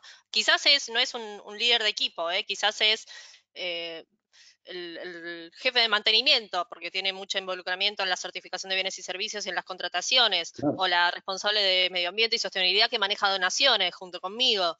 Pero para esos puestos de mayor exposición a riesgo, tanto internamente, incluso si te postulás a una búsqueda interna, pusimos un pequeño cuestionario, no son muchas preguntas, pero bueno, ¿conocés las normas éticas de OXUD? ¿Adherís? ¿Qué te parece que podemos mejorar? Como para fomentar esa charla, además de la declaración jurada en función al puesto al que pasaría, ¿no? Si ve algún conflicto de interés ahí. Eso está genial. Después, algo que encontré de muchísimo valor, que no se encuentra en muchas compañías, de hecho, les aseguro que fue tema de debate todo el año pasado cuando se implementó la ley en muchos congresos. El mapeo que hicieron sobre conflicto de intereses es sumamente importante, más allá de que alguno pueda hacerse el vivo y no declarar toda la historia, pero los que declararon y que lo hicieron de buena fe, y esto de que ustedes estén aplicando esto y explicando a ellos, mira, esa relación está declarada y funciona así y tiene tal determinada autorización, y poner blanco sobre negro determinadas situaciones que contaminan el control interno de las organizaciones y que no se entiende tan claramente por qué debería existir, ¿no? Eso también las felicito por eso, porque es un punto crucial para que compliance haga pie en zonas grises donde se manejan las áreas de poder, ¿no? De los directores. Y les quería dar este feedback porque realmente me impactaron con el entusiasmo con el que lo asumieron. Un par de puntos que tenía yo, Marta, perdón, para mencionar, es que, según entiendo, el canal de denuncias no está tercerizado, ¿no? No, es interno. Exacto, entonces como, ¿se acuerdan que siempre también es un dilema de cuál es el mejor o peor modelo y siempre se debate sobre eso? Y acá tenemos un caso de que es administrado internamente, pero por supuesto con dos personas que reciben, con salvaguardas por si lo denuncian al compliance officer, con un compliance officer también que tiene, digamos que es una función colegiada, digamos, está la figura nombrada por acta, pero está colegiada, lo cual me parece excelente también porque cada uno tiene su expertise y porque estás viendo todas las, digamos, todo el tiempo que estamos hablando de que les está llevando. Estamos hablando de reuniones semanales y un seguimiento intenso, ¿no? Mariano, Enel también lo hizo colegiado y es una muy buena experiencia. Por eso rescato esto, porque no se ve en otras empresas. Enel también lo tiene colegiado, lo conduce auditoría interna, pero es colegiado, con compliance y con la asesoría legal. Exactamente, es así, Marta, sí. ¿No es cierto? Y entonces eso hace que más se responsabilicen, que no está solo una figura responsable de todo esto, porque algo importantísimo que ustedes agregaron como valor, más allá de implementar la norma ISO, ¿y por qué lo repito? Porque para la audiencia, porque a veces se piensa que implementar una norma es solo escribir procedimientos, pero algo importantísimo que ustedes agregaron a esto fue apoyarse en el sistema de gestión. Generalmente las personas responsables de compliance en muchas compañías no tienen acceso al sistema de gestión, no tienen acceso a documentación, entonces tienen que hacer cumplir políticas sin que les den participación en monitorear los indicadores de negocio, las estrategias, no tienen acceso a los directorios. Y el compliance officer lleva solo un esquema que para mí está dibujado, es la compliance de papel. Entonces, por eso quería felicitarlas y decirles que sigan en ese camino, no se bajen de ahí, no permitan que las bajen de ahí, porque ese es el nudo crucial de que compliance sea efectivo, que estén en la parte de gestión, o sea, que eso sea realmente aplicado y desde el inicio, desde el ingreso de la persona, como dijo Natalia, hasta el control de Alejandro con indicadores KPI o KRI que ustedes hayan definido con los consultores. Es así como se cierra el circuito, o sea, mejorando continuamente los indicadores a través de la aplicación del sistema de gestión de compliance. Y ¿te eso acordás, es... Marta? ¿Te acordás, Marta, que una de las últimas modificaciones, lo hemos conversado, de las recomendaciones del DOJ era que el Compliance Officer tenga acceso directo a esta información y no vía un filtro? Totalmente. Yo tuve que hacer un testeo sobre anti-bribery y me basé en la 37001 porque no estábamos certificados y me preguntaban, pero ¿por qué querés yo pedí la base de pagos a proveedores y de comisiones? Entonces, la primera pregunta que te hace el abogado, o sea, ya legales, te dice, ¿para qué te sirve eso? O sea, y perdón, ¿cómo voy a hacer testeo sobre anti-bribery si no tengo acceso a los pagos a los proveedores? Para saber si eso coincide con las facturas, qué me facturó, qué salidas hay. Lo que ustedes explicaron, la salida de dinero, el manejo del cash y el manejo de las transferencias. Eso tiene que coincidir con los contratos. Yo lo que le estoy pagando a cada proveedor, ¿es exactamente lo que definí en el contrato o se pagó algo más que no está contractualizado? Eso es compliance, no es control interno, porque estoy tratando de ver que no se hayan pagado valores que entren dentro de otra categoría como soborno o bribery, ¿verdad? Entonces, ese punto que ustedes tienen es valiosísimo. No lo pierdan. Es mi pequeño valor a esta presentación que trato de agregar para decirles no abandonen ese barco, porque más de una vez se lo van a querer sacar porque es donde duele el zapato de compliance. Entonces, a la pregunta que teníamos, ¿tienen auditoría interna? Sí, les hace falta una auditoría interna para tener el sistema de defensa, el sistema de los 3 niveles de defensa. Pero si tienen auditoría de los socios, algo está mitigado. Lo fundamental es que el circuito de compliance sea monitoreado así como lo están haciendo en modo circular, como un proceso de mejora continua y donde estén tratando de que no se escape la tortuga con alguna situación. Sobre todo porque las dos empresas que ustedes, 3 que tienen, cotizan en bolsa bajo diferentes regulaciones. La de Enel, la 231 italiana, es muy rigurosa, tanto como FCPA. Lo que no tiene Italia, que es muy parecida a Argentina, es un sistema jurídico que la aplique con la misma fuerza. Pero tienen IPF en FCPA.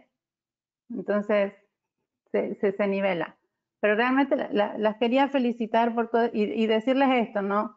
Tienen muchas cosas que muchas otras empresas que tienen implementados sistemas de compliance con mucha más gente, con mucha más estructura, no va al hueso. Ustedes van al hueso, así que no lo larguen. Perdón, quería hacer una acotación que sí tenemos un sistema de auditoría interna, pero que está tercerizado. Lo contratamos. Voy a decirlo, vale. Y justamente quien nos asesora nos hace también la función de auditoría. Claro, es esa pequeña, sí. Perdón, no. Esa consultoría boutique que les hizo la matriz, claro. Exactamente. Previo a los Stage 1 y 2 tuvimos auditorías internas con ellos, sí.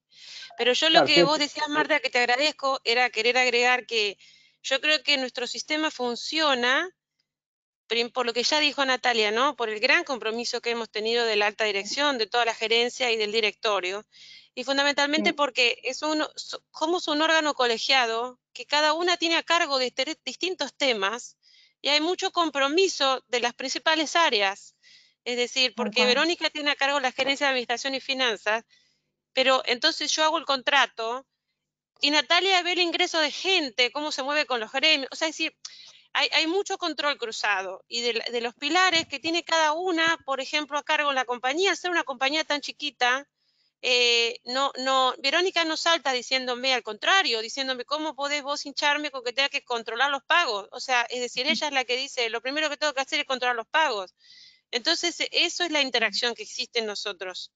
Yo creo que lo hemos logrado por el compromiso y también de cada una de las áreas, porque somos chiquitos, nos conocemos mucho y hay mucho compromiso. Eso es lo que a veces se va a las empresas tan grandes, mucha burocracia. Pero además, aunque crezcan, vale el trabajo en equipo. Eso no lo pierdan, porque en las empresas grandes hay más burocracia, es cierto, dejan todo en la espalda del responsable de compliance, y el director de legales mira solo el contrato, no controla, no se cruza nunca con el director de finanzas para saber si hubo pago fuera de contrato. El director de recursos humanos, cuando le llevas la política de remuneraciones para que la defina, y el sistema de evaluación de performance, incluyendo los KPI de compliance, te dice, ¿por qué tienen que estar los KPI de compliance? ¿No? Entonces, eso es muy importante, y bueno, ojalá no lo mantengan y lo refuercen. Sí, y digamos, yo también insisto en esto, que me parece que no es un tema menor, es además del trabajo colegiado y el compromiso que cada una de nosotras tiene, que puede cascadear, es en serio creerse esta historia, porque no es solamente cumple porque me lo pidieron y lo tengo que hacer, es creerse esta historia y, digamos, estar convencidos de que esto tiene que ser así, digamos, que así es el modelo de empresa que queremos, pero así es el modelo de país que quiero dejar a mis hijos, digamos, tiene que estar en el ADN de quien lo conduce, porque si no, no fluye. Es genial, es que lo tenés que llevar, estos valores se caminan, se hacen todos los días. Si no, se convierte en un sistema de cumplo y miento, como dicen muchos, que a mí me ponen los pocos pelos que tengo, se me paran así. Dicen, cumplo y miento, ¿no? Cumplo parcialmente y miento el 50%, entonces mi sistema está para la foto nada más. Lo tenés que sentir y sentir que cuando estás controlando los números, no estás controlando porque se te ocurre, sino porque querés que la empresa funcione y tenga larga vida. Compliance es sostenibilidad, y si uno lo practica como lo están practicando ustedes, están cuidando la empresa para que viva mucho tiempo sana y que no se vea perjudicada. Eso es importantísimo. Compliance es sostenibilidad. Cuando compliance no mira para el futuro, cuando no mira el negocio, cuando no cuida, la empresa tiene mucho más riesgo de caer por cualquier tropiezo. Y en el caso de ustedes, si bien son una empresa chiquita, como dicen, pertenecen a una cadena de valor de empresas muy grandes y que trabajan mucho con el Estado o son parte del Estado. Entonces, tienen que tener muy claros los procedimientos.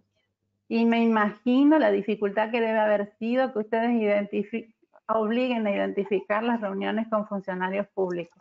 O sea, de pensarlo, realmente me imagino lo que debe haber costado, y las felicito. Quien hace este trabajo sabe cuánto cuesta todo lo que ustedes están haciendo. Y que tengan el turn at the top y que los hayan apoyado, porque hay un hombre que está Alejandro también trabajando con ustedes. Pobre, sí, siempre queda incluido en el grupo femenino, vale. Ya está acostumbrado. Pero bueno, las felicito realmente. Gracias. Así que tenemos mucho igual por hacer, ¿eh? Sí.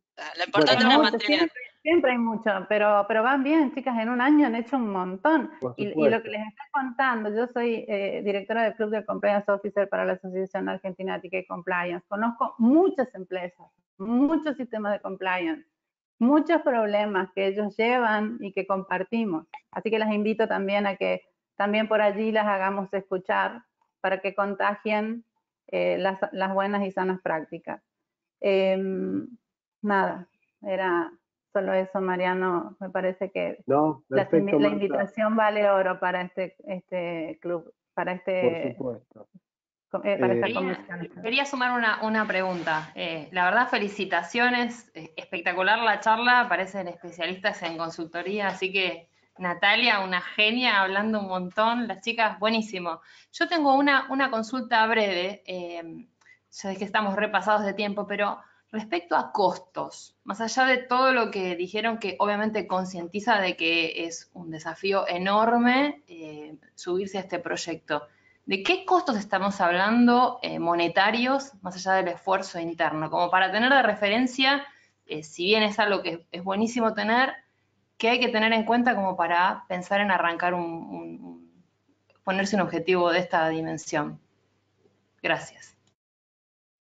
Yo creo que el mayor costo está dado por la certificación y dependerá de la certificadora que cada uno elija, pero la verdad es que nosotros, esto de que somos chiquitos, de verdad, cuidamos el peso antes de gastar cada cosa, y la verdad es que no, en ningún momento, yo no lo tengo presente ahora, igual me imagino que será algo confidencial, si querés lo profundizamos después, Romina, pero es el costo de la certificación, básicamente. Después es el tiempo, los recursos, las personas y en nuestro caso que decidimos hacer la matriz de riesgo también con una consultora grande, muy reconocida. Y ahí en esos los valores de las horas son los que todos más o menos conocen, ¿no? Aproximadamente le dedicaron, fue un trabajo de 6 meses y le dedicaron aproximadamente unas 12, 20 horas mensuales, pero se puede resolver internamente también la matriz. Ayer revisábamos, porque normalmente cada recomendación que sale de la Oficina Anticorrupción, Mariana en eso nos mantiene actualizados de todo lo que va llegando y está muy bien desarrollado, se puede hacer internamente. Por supuesto que hacerlo con alguien externo te abre el juego y te pone, la gente puede hablar libremente, ¿no? Pero yo creo que el mayor costo es la certificación en sí, que no es algo para nada elevado. Sí, y después el soporte, a ver, nosotros, porque ya éramos muy nuevitas, inexpertas, la matriz de riesgo, por ahí ahora que la vemos, decía, esto lo podíamos haber hecho nosotros, pero en el momento no sabíamos de qué se trataba. Contar con ayuda de consultores externos también, digamos, si es, digamos, una empresa más grande que tiene equipos que están un poco más acostumbrados a esto, probablemente puedan hacerlo sin ese costo extra. O sea, nuestros costos extras fueron tercerizar la matriz, tercerizar auditoría interna y, digamos, y de ayuda. Y después, como dice Nati, el costo en sí de la certificación, pero eso es lo único inevitable. Lo demás fue decisión nuestra. Creo que Claro. para agregar, o sea, como dicen, el costo de la auditoría interna y la consultoría que nos hacen no es significativo para nada. La matriz quizás salió un poco más, pero también se puede hacer de manera interna. Eso después de haberla hecho nos damos cuenta, o sea, nos ayudó, pero podíamos, o sea, con un poquito más de tiempo por ahí lo podíamos haber hecho. El mayor costo, coincido, es la certificación, el ente certificador.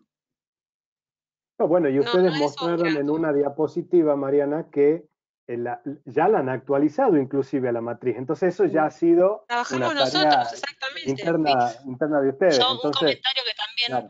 les sea pertinente es que el Stage 1, el Stage 2, obtenemos el certificado. Ya lo tenemos, lo podemos colgar en las paredes. Ahora tenemos, de aquí a 3 años, una nueva certificación. Y luego tenemos, una vez por año, una especie de mantenimiento donde no se ve todo de manera integral. Así que esto también va a insumir costos. Siempre, digamos, hay que pensarlo en plazos de por lo menos 3 años. Pero Natalia, el hecho de que ustedes hayan ya, sean parte de una empresa que entró a 18.001, 9.001 y ollas, a 14.001, 9.001 y ollas, ya hace que la empresa tenga la cultura de la certificación. Eso también suma. No es lo mismo que una empresa que jamás certificó en nada. Cuando tenés varias certificaciones, se conoce el proceso y hay menos resistencia interna. Lo que pasa es que esta es muy particular, ¿no? Y bueno, pero no, es perfecto que lo hagan y todo es mejorable, pero el punto de partida que ustedes tienen en un periodo tan chiquito es impresionante, la verdad. Vi que había 2 consultas que no estábamos respondiendo. por ahí me pierdo, pero una era si teníamos un auditor contable externo, sí, obviamente nuestros, Claro, eso de me siempre. imaginaba. Nosotros tenemos auditores contables externos, o sea, se licita y se contrata. No tenemos obligación de llevar balances trimestrales por norma interna, pero sí uno de nuestros socios cotiza, así que también llevamos balances trimestrales y obviamente el balance anual es auditado de forma completa. Sí. Y después, si hiciste un área que se ocupa de normas y procedimientos, prácticas en la redacción, como nosotros le decimos, no somos nosotras las que hemos redactado, pero tenemos mucho apoyo, tuvimos de nuestros socios, muchos procedimientos, muchas políticas, no digo que han sido copia, no, pero sí han sido inspirador para poder redactar y la consultora, esa boutique que también nos asiste, nos ayudó mucho en la redacción, digamos, y sobre todo también la indicación de qué tipo de procedimientos teníamos que tener para cubrir todos los aspectos de la ISO. Igual hay dos El personas, valor agregado que... miembro. No, perdón. Sí, Natalia. No, que hay un miembro del SIG, que es la responsable de medio ambiente, y una persona del sistema de gestión normativo, que es del control interno del equipo de Verónica, que llevan todo lo que tiene que ver con la consistencia de los documentos, la forma, la actualización, las versiones, los listados de información documentada, toda esa parte quizás un poco más operativa, pero que es muy necesaria porque en la auditoría vienen y te dicen, bueno, ¿qué versión? ¿De qué fecha? ¿Dónde está? Nos ayudó un montón, sí. Eso bastante. ayudó sobre todo que venían, ya te digo, trabajando con otras normas, o sea, ya tenían este juguito de redactar procedimientos, con lo cual de hecho nos han hecho correcciones a las cosas que mandábamos nosotros, esto va, esto no va, digamos, teníamos ya es una base. invalorable ese feeling, porque y la carga administrativa de llevar esos listados, porque ahí no hubiéramos podido. Ya, además, mantener la consistencia de todos los listados de información documentada, publicarlos, archivar los antiguos, las firmas, esa carguita administrativa que están asignadas a 2 personas, se sintió, fue muy valorada. En una empresa como ustedes, la olla pesa mucho. La 18001 pesa muchísimo, tanto a nivel documental como a nivel de mantenimiento de la certificación. Entonces, una empresa que está acostumbrada a mantenerse certificada entiende el valor de esto que hicieron ustedes, aunque si todavía no lo conocían muy bien hasta el fondo, profundamente, pero sí, tener un responsable ambiental y estar certificado 18001 ya es un gran paso adelante, porque mira también la gestión y los procesos. Entonces, está bueno. Así que... Acá tenemos algunas otras preguntas que nos están preguntando cómo son los procedimientos de investigación en caso de detectarse un soborno. Tuvimos una denuncia en la cual tuvimos que hacer una investigación. Bueno, lo fuimos diseñando, digamos. Cuando nos llega la denuncia, llega al equipo de compliance, y ahí Natalia y Mariana definen si es anticorrupción o compliance, y en función de cómo vamos desmembrando ese análisis, también vamos definiendo cómo se va a investigar, a qué equipos vamos a involucrar, digamos, de hecho nos pasó que la investigación la hicimos como si fuese una revisión de control interno de procedimientos. Entonces, digamos, al ser poquitos también a veces es difícil poder, digamos, hacer una investigación y que no se den cuenta todos que es una investigación, ¿no? Pero bueno, lo fuimos sorteando y hasta ahora fue una. Cuando lleguen más complicadas, no sé, evaluaremos también involucrar a externos. Hay estándares, tienen los estándares de NAVEX que son gratis, los pueden bajar en la web, y tienen estándares, formularios, y que les dice cómo efectuar las entrevistas. Es un mínimo, de ahí para crecer siempre hay más, pero hay estándares, claro, que también si después son objeto de investigación, ya te permite ir diciendo, no, acá está documentada la entrevista, se hizo así, se hizo así, le hicieron 2 personas. En eso también contribuye mucho el valor agregado de Natalia con su visión de recursos humanos, donde en determinadas situaciones tiene que haber 2, ¿no? Y el hecho de que sea colegiado también, porque muchas veces el canal de denuncias termina solo en compliance por una cuestión de confidencialidad y resulta que después no lo pasa a las áreas administrativas o no consulta, y el soborno no puede corroborarse y termina debajo de la alfombra porque quien está denunciado es un director. Entonces, colegiado hace que también después le busquen la manera de poder tratarlo con el director involucrado si estuviera, ¿no? No recae la responsabilidad política solo en una persona. Eso ayuda mucho, porque se puede hablar de otra seniority manera. o la jerarquía de los miembros también, la verdad es que nos ha ayudado en las investigaciones. Hemos hecho desde simulacros, porque quizás llevamos el Stage 1 sin ninguna denuncia y hemos hecho simulacros. Primero, que sea colegiado, las miradas diferentes aportan siempre porque vamos viendo cosas distintas cada uno desde su background. Y después que el nivel que tenemos todos en la compañía, en el organigrama, te permite pedir información sin tener que dar explicaciones para que las investigaciones sean provechosas en algunos casos, porque si no, hay información a la que no podríamos haber accedido. Y acá, bueno, Verónica dice, necesito el listado de todos estos pagos y estas órdenes de compra, y quizás si fuera alguien de otra jerarquía sería más cuestionado, pero acá al ser todos responsables de los sectores... Sí, y por otro lado, digamos, al menos yo, digamos, en experiencias laborales anteriores también participé de investigaciones de compliance, con lo cual, digamos, ese ejercicio, digamos, lo vamos transmitiendo, ¿no? Desde nuestro conocimiento y desde el seniority que dice Natalia. Perfecto.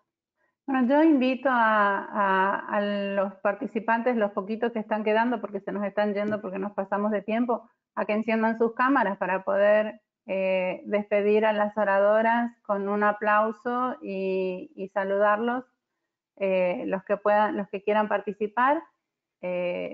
Así sacamos una fotito de grupo, porque estaban todos ahí ocultitos escuchando, pero vemos que hay muchos. Qué lindo, Oscar, verte. Así que bueno, no sé, Mariano, te dejo el cierre. Pero... Sí, bueno, la verdad impresionante a todo el equipo. Les agradezco haber venido. Qué bueno habernos puesto en contacto y qué bueno transmitirnos también esa energía a los que, ya sea que somos consultores, internos, externos, todos somos acá con un perfil de auditor, pero les agradecemos. Los invitamos también a participar de nuestra comisión. Tenemos una reunión para fines del mes próximo, ¿no? Y bueno, volver simplemente a mencionar a nuestro querido Pablo García, que fue un colega que, bueno, desafortunadamente falleció la semana pasada, pero le hubiera encantado, o le encantaban este tipo de eventos, ¿no? Siempre comentaba algo y valoraba mucho esta participación. Así que, a ver, yo saco acá una fotito y después publicamos. Mariano, bueno, yo ya tomé, hola Matías, Mariano, yo ya tomé una foto, ¿sí? Bueno. Así que después se las envío. Bueno, chicas, un abrazo virtual. Muchas gracias y felicitaciones. Felicitaciones, gracias a todos. Mucha fuerza. Gracias y que sigan así. Excelente. Gracias. Excelente. Hasta luego. Muchas gracias por el Gracias, espacio. hasta luego.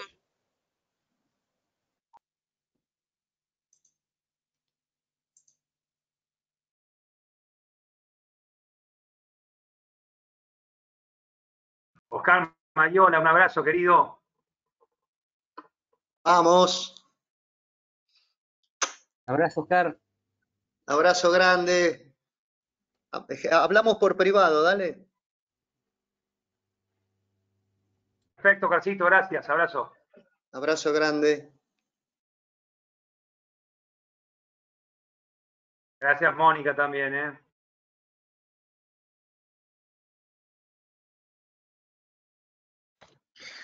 Abrazo, Julito, que tengas buen fin de semana. Gracias, Mati, querido. Abrazo también para vos y para todos. Buen fin de. Gracias. Igualmente, Jorge, para vos también. Un abrazo. Un abrazo, Coco. Buen fin de semana. Gracias. Saludos a Marta.